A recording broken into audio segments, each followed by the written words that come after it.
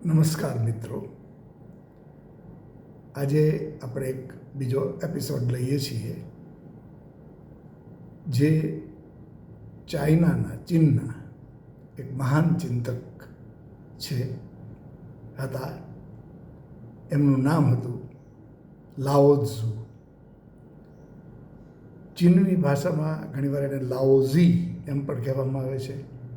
આપણે ત્યાં ઘણા લોકો એને લાઓ ઝે એમ બોલાવે છે, પણ એમનું જે ખરું નામ છે એ છે લાઓ ઝુ.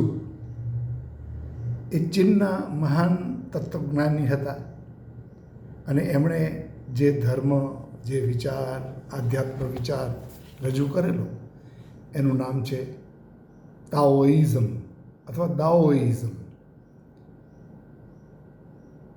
એ તાઓ શબ્દ છે એ જ એમાં મહત્ત્વનો છે, જેનો અર્થ છે ધ વે, રસ્તો, પથ, રાહ. સત્યનો રસ્તો હોય છે, જીવનનો પણ રસ્તો હોય છે. એટલે રસ્તાની ઉપર જ માણસે જીવવાનું આવે છે. એટલે એણે એના પર ખાસ ભાર આપેલો તાઓ શબ્દ પર. તાઓ એ પરમ સત્ય પણ છે, પરમ સત્યનો રસ્તો છે. એમણે એક વસ્તુમાં એ માનતા હતા કે જીવન છે એ પ્રાકૃતિક અને સ્વયંભૂ છે, સ્પોન્ટેનિયસ છે, એ નેચરલ છે અને એ કોઈ પ્રવાહની જેમ જીવન સતત વહેતું રહે છે. અને એમણે એક કૃતિ પછી લખેલી જેનું નામ હતું તાઓ તે ચીંગ. લાઓ ઝુ ચીનમાં ઈસવીસન પૂર્વે 6ઠી સદીમાં જન્મેલા અને મેં કહ્યું એમ એમનું નામ લાઓઝી હતું અને પછી વિશ્વભરમાં એમનું નામ લાઓ ઝુ તરીકે જાણીતું છે. એમણે જે ઉપદેશ આપ્યા હતા, જે વાત કરેલી, લોકોને સંબોધેલા, એમાં ખાસ વાત કરેલી એણે સંવાદિતાની, હાર્મની, સંતુલન, બેલેન્સ અને ઇનએક્શન, પ્રવૃત્તિહીનતા, નિષ્કર્મ. એક બહુ જ મોટી વાત લાઓ ઝુની એ છે કે લાઓ ઝુ છે એ પ્રવૃત્તિમાં, કામમાં, જે ભૌતિક ચીજો છે એમાં નહોતા માનતા. એ કહેતા હતા કે માણસે પ્રવૃત્તિથી દૂર રહેવું જોઈએ. You have to remain inactive. પ્રવૃત્તિનો વિરોધી શબ્દ છે, એનો ઓપોઝિટ વર્ડ છે નિવૃત્તિ. એટલે અમારા જેવા જે લોકો નોકરી કરતા હતા, પ્રોફેસર તરીકે કામ કરેલું, હવે અમે નિવૃત્ત છીએ. અલબત્ત એ નિવૃત્તનો જે અર્થ આપણે કરીએ છીએ એના કરતાં આ જે લાઓ ઝુની વાત છે એમ છે કે ઇનએક્ટિવ.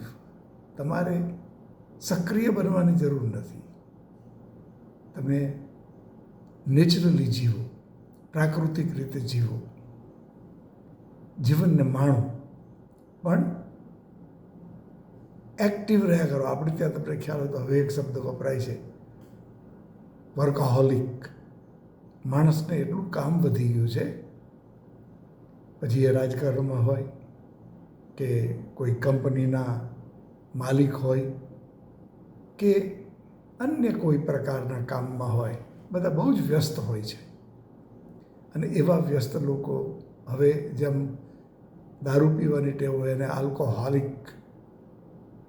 આલ્કોહોલિઝમ એવું કહેવાય છે. એ વસ્તુ કામને પણ લાગુ પડવા માંડી છે, વર્કને લાગુ પડવા માંડી છે. પણ લાઓ ઝુ એનો વિરોધ કરતા અને કહેતા કે નિષ્કર્મ રહો, કામ કરવાની જરૂર નથી, કાર્ય કરવાની જરૂર નથી. Remain inactive. એફર્ટલેસ, પ્રયત્નો કરવાની જરૂર નથી, પ્રવૃત્તિમાં પડી જવાની જરૂર નથી. તમે શાંતિપૂર્વકનું જીવન જીવી શકો. અલબત્ત આજના સંદર્ભમાં આ વાતનો સ્વીકાર લોકો ન કરે, પણ લાઓ ત્ઝુનો જે વિચાર હતો એ હતો કે પ્રવૃત્તિઓ જ કરવી એમ નહીં, તમે નિવૃત્ત થઈને શાંતિપૂર્વક જીવો. આજે બ્રહ્માંડ છે એ પણ એનું કામ કરે છે. તારાઓ, સૂર્ય, ચંદ્ર, તો એ જે કામ કરે છે એવી રીતે તમે નેચરલી થવા દો, સ્પોન્ટેનિયસ, સ્વતઃ. એમાં તમારે કે મારે આમ કરવું છે એમ નહીં. લાઓ ત્ઝુ છે એ યુવાનીમાં એમણે રજવાડી કોર્ટમાં કામ કરેલું, પણ રાજકીય પ્રવૃત્તિઓમાં એને રસ નહોતો. એમાં ખાસ કરીને ભ્રષ્ટાચાર, અહંકાર, મહત્વાકાંક્ષા એ જોઈને પોતે કંટાળી ગયા અને એમને થયું કે આ તો બરાબર જ ન કહેવાય, આવી જગ્યાએ ન રહેવું જોઈએ. એટલે એણે એવું કર્યું કે ભેંસ ઉપર બેસીને, બફેલો ભેંસ ઉપર બેસીને નગર છોડી દીધું અને પર્વતોની વચ્ચે એ જતા રહ્યા અને ત્યાં રહેવા માંડ્યા. એ સોલિટરી, એકાંતમાં રહેવાનું પણ એમને પસંદ હતું. અહીં તમે સમજી શકો છો કે એકાંતમાં રહેવું એટલે પ્રવૃત્તિહીન રહેવું, એવી જગ્યાએ રહેવા માંડ્યા. એમના જીવનની વાત કરીએ તો એમનો જન્મ ચૂ નામના રાજ્યમાં થયેલો અને એ સમય હતો વસંતનો, પાનખરનો. એ બંને ઋતુ દરમિયાન એમણે as a small child, as a kid, infant, એક બાળક તરીકે એમણે એ દિવસો પસાર કરેલા વસંતના અને પાનખરના. ચીનમાં એ સમયે એક બીજા ચિંતક હતા, તત્વચિંતક હતા, જેનું નામ છે કોન્ફુશિયસ. બંને અલબત્ત અલગ અલગ વિચારવાળા હતા અને કોન્ફુશિયસ છે એ સામાજિક, રાજકીય પ્રવૃત્તિઓને ધ્યાન આપતા હતા, એના વિશે વાત કરતા હતા. એટલે એ લાઓ ત્ઝુની જે વાતો છે એના કરતાં અલગ વિચારવાળા હતા. એમના વિશે પણ આપણે આગળ વિચાર કરીશું પછીના એપિસોડમાં. પણ લાઓ ત્ઝુને એકાંતમાં જીવન જીવવું ગમતું હતું. એટલે આપણે વાત કરીએ એમ જે પ્રાકૃતિક જીવન છે, સ્વયંભૂ જીવન છે, એવું જીવન જીવવાનું જ એમને પસંદ હતું.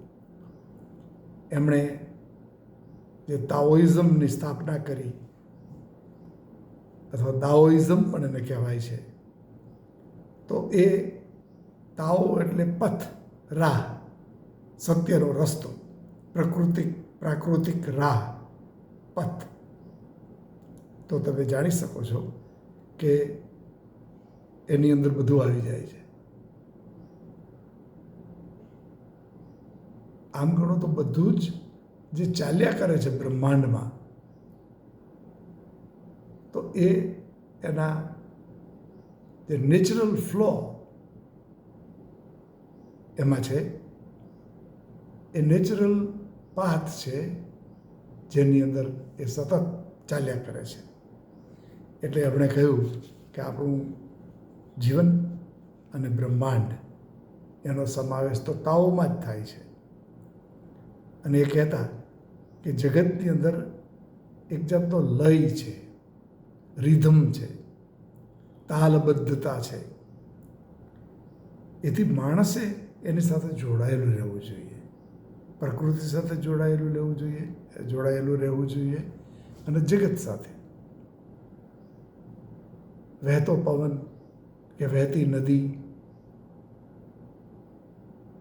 એ અંતે તો એક નેચરલ પાથ છે. તો એ નેચરલ પાથ એ જ તાઓ છે. પછી બીજો એક શબ્દ એમણે વાપરેલો જેનું નામ છે વુ વી. આ વુ વી ચાઇનીઝ શબ્દ છે જેનો અર્થ થાય છે નોન એક્ટિવિટી, પ્રવૃત્તિહીનતા, નિષ્કર્મ, કાંઈ કામ કરવાનું નહીં, પ્રયત્નહીન કાર્યો. લાઓ ત્ઝુ કહેતા કે જગતમાં, બ્રહ્માંડમાં એક પ્રાકૃતિક પ્રવાહ ચાલતો રહે છે. જેમ આપણા શરીરમાં લોહી પણ ચાલતું રહે છે, શ્વાસ પણ ચાલતો રહે છે, એમ પ્રકૃતિમાં પણ જુદી જુદી વસ્તુઓ ચાલતી રહે છે. સ્પોન્ટેનિયસ, સ્વયંભૂ, સ્વતઃ. તો આ વસ્તુ છે એ બાબતમાં લાઓ ત્ઝુ કહેતા કે પ્રવૃત્તિની કોઈ જરૂર નથી. એની સાથે, પ્રકૃતિ સાથે તમારી જાતને જોડી દો તો એમાં શાંતિ, સમતુલન અને સંવાદિતાનો અનુભવ થશે. માણસની અંદર મોહ હોય છે, લોભ હોય છે, ઝંખનાઓ હોય છે, અહંકાર હોય છે. આ બધી વસ્તુઓ છે એ ખરેખર તો એક્ટિવિટીમાંથી જન્મે છે. અને તેથી માણસ હેપી, સુખી થતો નથી. સુખી થવા માટે આવી વસ્તુઓથી દૂર રહેવું જોઈએ. આ તાઓ તે ચિંગ છે જે એમની કૃતિ છે. એમાં કુલ 81 કાવ્યો છે અને એમાં સુખી જીવન જીવવાનો ઉપદેશ છે. સુખી જીવન જીવવા માટે માણસે સંવાદિતા, સમતુલન અને આંતરિક સમજ જાળવવી જોઈએ. આજે આ તાઓ તે ચિંગની અસર સાહિત્ય, કલા અને તત્વજ્ઞાન પર મોટા પાયે છે. તાઓ તે ચિંગ છે એ જે કૃતિ છે એ ટાઈમલેસ, સમયથી પર છે. એ આજે પણ જે ચિંતકો એનો ઉપયોગ કરે છે, વાંચે છે. ઓશોએ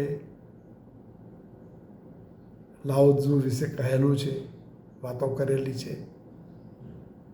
અને ઓશોને લાઓ ત્ઝુ માટે ખૂબ માન હતું અને એનું કારણ આ ટાઈમલેસ કૃતિ કહેવાય. એવી કૃતિ કે જે હંમેશા ઉપયોગી થાય, હંમેશા માણસને સાચું જીવન જીવવાનું શીખવાડે.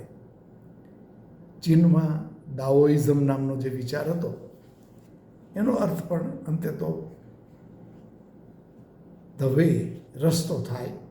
એટલે તાઓઇઝમ અને દાઓઇઝમ બંને એક જ વસ્તુ છે.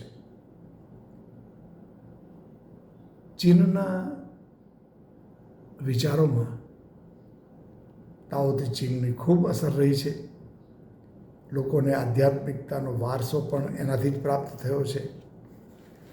કદાચ આજની ચાઇનાની દુનિયા અલગ છે, વધારે ભૌતિકમાં આગળ વધેલી છે. ભૌતિક દુનિયામાં એકદમ ઇન્ડસ્ટ્રીઝ, ઇન્ફ્રાસ્ટ્રક્ચર અને ખૂબ ઘણું બધી પ્રવૃત્તિઓ, કામો વધ્યા છે. પણ લોકોના મનની અંદર હજુ લાઓ ત્ઝુની વાતની અસર તો જોવા મળે જ છે. એટલે લાઓ ત્ઝુ છે એ કોન્ફ્યુશિયસ કરતાં અલગ હતા અને તેઓ એમ જ માનતા કે આપણે પ્રવૃત્તિ કરવાની કોઈ જરૂર નથી. જરૂર છે શાંતિપૂર્વક નિષ્કર્મમાં જીવવાનું. નો એક્ટિવ લાઈફ, રિમેઇન ઇનએક્ટિવ.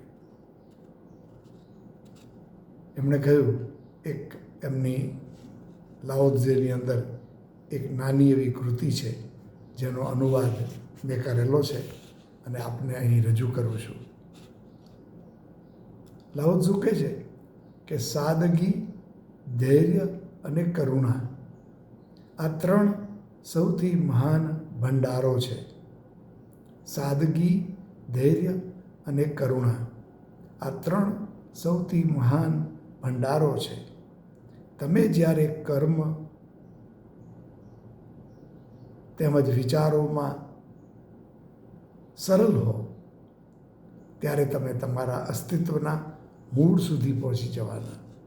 જ્યારે તમે તમારા કર્મમાં કે વિચારોમાં સિમ્પલ હો, સાદા હો, સરળ હો, સહજ હો, ત્યારે તમે તમારા અસ્તિત્વના મૂળ સુધી પહોંચવાના.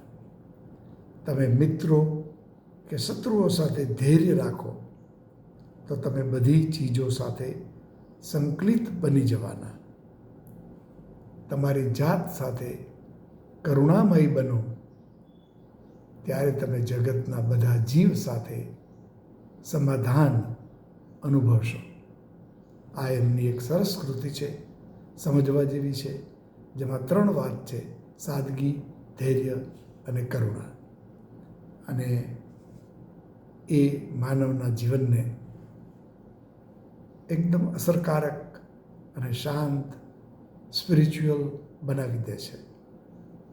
પછી બીજા કેટલાક કોટ્સ આપણે જોઈ લઈએ. પહેલું કોટ હું આપની પાસે રજૂ કરું છું કે અન્યને જાણવું એટલે બુદ્ધિ, તમારી જાતને જાણવી એટલે પ્રજ્ઞા. અન્યને જાણવું એટલે બુદ્ધિ, તમારી જાતને જાણવી એટલે પ્રજ્ઞા. અન્ય પર અંકુશ કરવો એટલે તાકાત, જ્યારે તમારી જાતને અંકુશિત કરવી એટલે સાચી શક્તિ. બહુ જ સરસ વાત કરી છે. જે તાકાત, સ્ટ્રેન્થ છે, એ તો અન્યને તમે અંકુશિત કરો એ સ્ટ્રેન્થ છે, પણ તમારી જાતને અંકુશિત કરો તો it is a true power, એ સાચી શક્તિ છે. બીજો કોટ: જે લોકો જાણતા હોય તે બોલતા નથી, અને જે લોકો બોલે છે તે જાણતા નથી. અહીં એમને ઇવન વક્તા હોવું એ પણ એક પ્રકારની પ્રવૃત્તિ છે, કામ છે. અને લાઓત્ઝુ કહેતા કે જાણનાર વ્યક્તિ છે એ બોલતા નથી, અને બોલનાર વ્યક્તિ જાણતા નથી. આ વાત છે એ આપણે ભલે અત્યારના સંદર્ભમાં ન સ્વીકારીએ, પણ વાત તો લાઓત્ઝુની એ છે કે બોલવું એ પણ એક પ્રવૃત્તિ છે. બોલવું એ બીજાને અંકુશિત કરવાની વાત પણ છે. તો એનાથી જો મુક્ત રહી અને તમારી જાતને અંકુશિત કરો તો તમે સુખી થાઓ. તમે સાચી શક્તિનો અનુભવ એમાં કરવાના.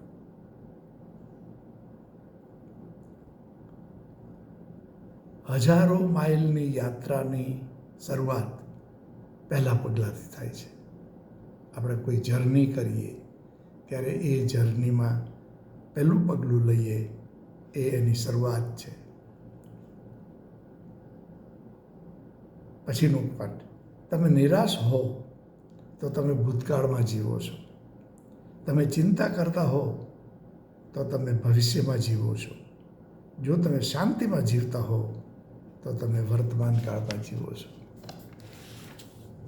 આ ફિલોસોફી છે જે વર્તમાન અંગેની, એ જે કૃષ્ણમૂર્તિ, ઓશો એ બધાએ વારંવાર રજૂ કરેલી કે તમે પાસ્ટ અને ફ્યુચરની વાત નહીં, પ્રેઝન્ટ, અત્યારે જ આ ક્ષણે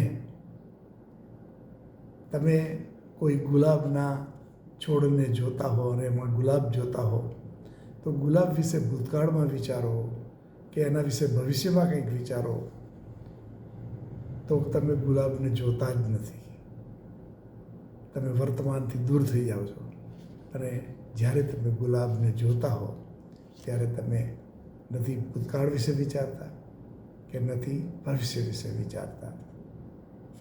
તો એમ કહી શકાય કે it is the true seeing of rose. એ ગુલાબને સાચી રીતે જોવું ગણાય. આ પ્રવૃત્તિ છે, આ વાત છે, એ આધ્યાત્મિક વાત છે કે વર્તમાનમાં જીવવું, અત્યારની આ ક્ષણમાં જીવવું એ જ મહત્ત્વનું છે. તમારી પાસે જે કાંઈ હોય એનાથી સંતુષ્ટ બનો અને બધી ચીજોનો આનંદ માણો. જ્યારે તમને એવું લાગે કે મારે કશું જ બાકી નથી, ત્યારે સમગ્ર વિશ્વ તમારું બની જાય છે. તમે જ્યારે એમ માનો કે મારી પાસે કાંઈ બાકી નથી, આઈ વોન્ટ નથિંગ, કશું જ જરૂર નથી, મને કોઈ જોતું જ નથી, તો આવી વાત જો આવે તો એનો અર્થ એ થયો કે તમારું આખું સમગ્ર વિશ્વ એ તમારું થઈ ગયું. એટલે એમ કહેવાય છે ને કે જીઓ તો ऐसे जियो जैसे तुम्हारा कुछ भी नहीं, मरो तो ऐसे मरो કે મરો તો ऐसे मरो, ये सब तुम्हारा है. આખું વિશ્વ તમારું છે. તમે એને પોઝેસ કરો છો, તમારું જ એ બની જાય છે જો તમે આવો વિચાર કરો, આવી રીતે જીવો. તો મૌન છે એ મહાન શક્તિનો સ્ત્રોત છે. વિચારતા અટકો અને તમારી સમસ્યાનો અંત આણો. એક બીજું કોટ છે કે સરળતા દર્શાવો, સાદગીને અપનાવો, સ્વાર્થીપણું ઘટાડો અને બહુ ઓછી ઝંખનાઓ રાખો. આ એવો ઉપદેશ છે કે જે બધાને લાગુ પડે છે કે સરળતા જીવનમાં રાખો, સાદગીને અપનાવો, સ્વાર્થપણું ઘટાડો અને બહુ ઓછી ઝંખનાઓ રાખો, તો તમે સાચું અર્થપૂર્ણ જીવન જીવી શકશો. આત્માની અંદરનું સંગીત સમગ્ર બ્રહ્માંડમાં સંભળાય છે. જે મ્યુઝિક છે એ ખરેખર તો આત્માની અંદર છે અને એ સમગ્ર બ્રહ્માંડમાં સંભળાતું હોય છે. તો આટલા કોટ્સ સાથે અને લાઓ ત્ઝો વિશેની વાતો આપણે સમજ્યા. એવું બને છે કે અત્યારે ઘણા લોકો લાઓ ત્ઝો વિશે બહુ ઓછું જાણતા હોય છે, પણ એમના વિશે જાણવું એ ખૂબ જરૂરી છે. આવા એક ચીનના ચિંતકની વાત આપણે કરી. હવે આગળ આપણે કન્ફ્યુશિયસની વાત કરીશું અને પછી કેટલાક બીજા તત્વચિંતકો ઇંગ્લેન્ડના, અમેરિકાના, બીજા જર્મનના, ફ્રાન્સના, એની વાત પણ કરીશું. અને પછી એક મહાન વાત આવશે, એ છે ઇન્ડિયન ફિલોસોફી, ભારતીય તત્વચિંતન. તો ત્યારે આપણે બધા એનો આનંદ માણશું. તો આપનો આભાર. સતત જોતા રહેજો, વિચારતા રહેજો અને લાઈક કરો, કોમેન્ટ કરો, સબસ્ક્રાઈબ કરો. તો આપણે એના વિશે સામૂહિક રીતે વિચારતા હોય, એકબીજા સાથે આપણું જે કનેક્શન છે એ ચાલુ રહે. તો આપનો આભાર. Thank you very much. Thank you.